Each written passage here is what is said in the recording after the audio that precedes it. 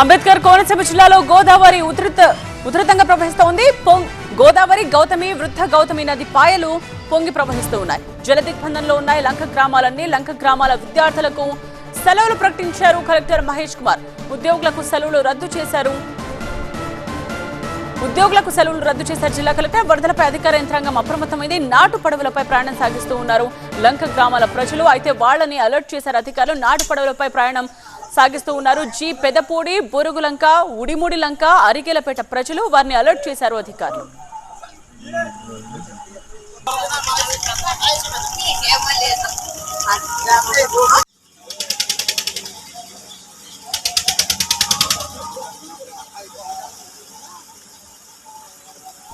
అంబేద్కర్ కోనసీమ జిల్లాలో గోదావరి ఉధృతికి సంబంధించిన దృశ్యాలు ఇవి.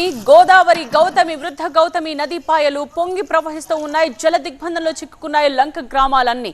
లంక గ్రామాల విద్యార్థులకు సెలవులు ప్రకటించారు కలెక్టర్ మహేష్ కుమార్.